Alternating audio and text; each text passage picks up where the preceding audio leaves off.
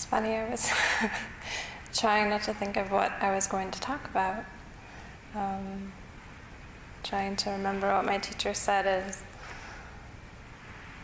never rehearse a meditation, never rehearse what you're going to say, and just see what comes up in the moment.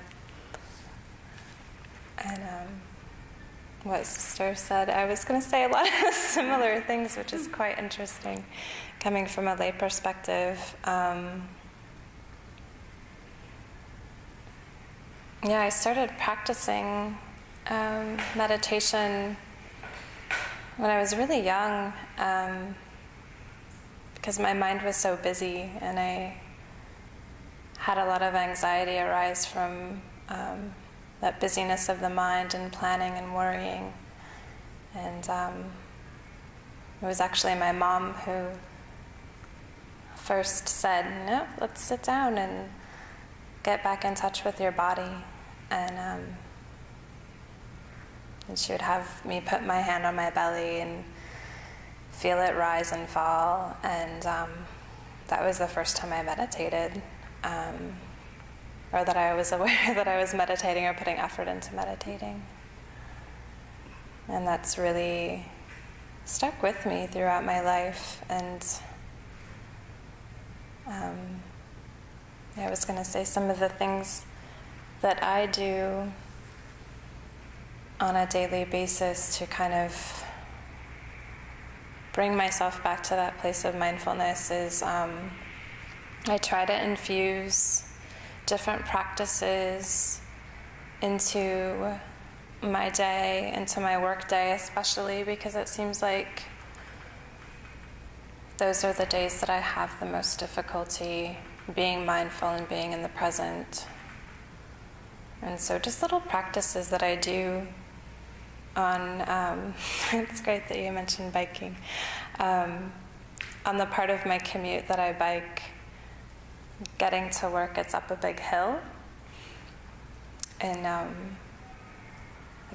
like a 5-mile hill, and and there's a section in the middle that's really steep, and so my practice, instead of, and this is it just feels like such a metaphor for life, instead of letting and it's on the side of a highway, so there's not any stop signs or anything. It sounds dangerous, but it might be.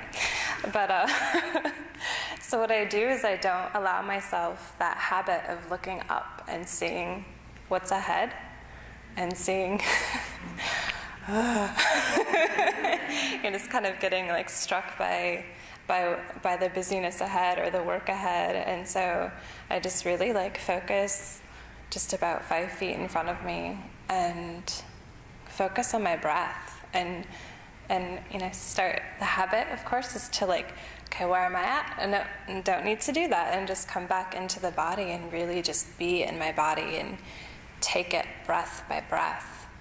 And so that's one thing that I do just on the way to work, and I need to learn to do that more so in my car. It's a little bit more challenging. But another thing I do is when I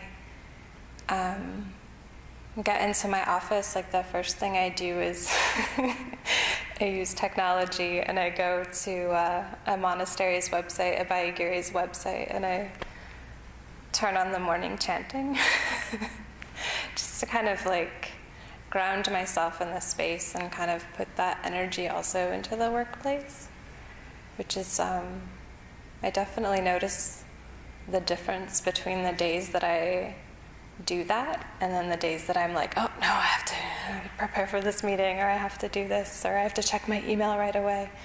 And that's just been really helpful, and it's just taking refuge in the Dhamma, and also for me that's also taking refuge in the Sangha and the Buddha. I mean, it's all three of the triple gem there for me. And just a really lovely way to invite and remind myself to bring those practices into the areas of where there's such a strong habit and such a strong societal pull to compartmentalize our spiritual life with our work life, or from our work life. At least for me, that's been my experience of society.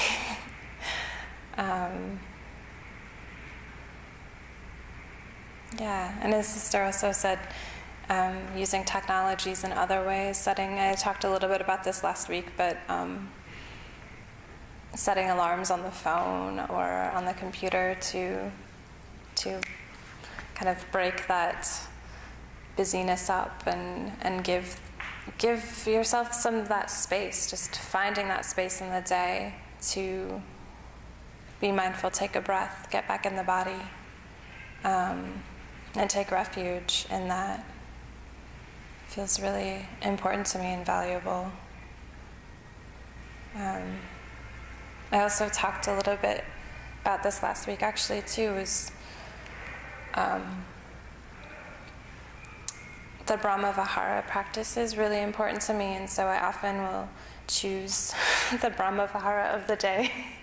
And when I feel anger arise, or I feel a hindrance arise in me, I go to that Brahma Vihara, whether that's metta or compassion or mudita, which has been more jealousy lately, honestly, but it's kind of turned that corner sometimes, and I just catch myself and try to apply that medicine a bit more.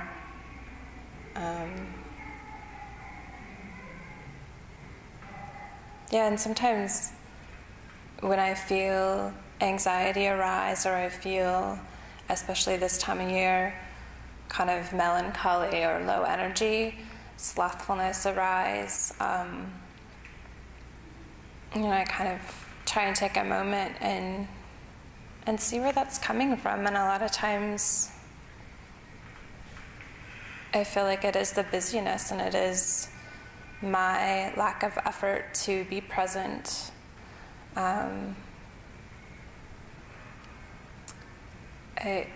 I've also been saying to myself, when I try to come up with excuses not to practice or not to sit, like, oh, well, I have time to suffer, put a lot of time into that. Why don't I just take 5 or 10 minutes to decompress a bit? But I also, I've been really remembering lately what one of my teachers said to me, Ajahn Sona. He just said, no one else will take care of your battery. You must take care of your own battery. You must take care of yourself, and must find those moments of joy and find those moments of peace, and incline the mind towards beauty, and incline the mind towards slowing down. So I just always remember that, and remember his laughter helps too. These are just some of the things I try and do. And also just this Sangha brings such support to my practice and helps me not be so busy and let go of some burdens. So I'm just really appreciative of everyone in this room. Thank you.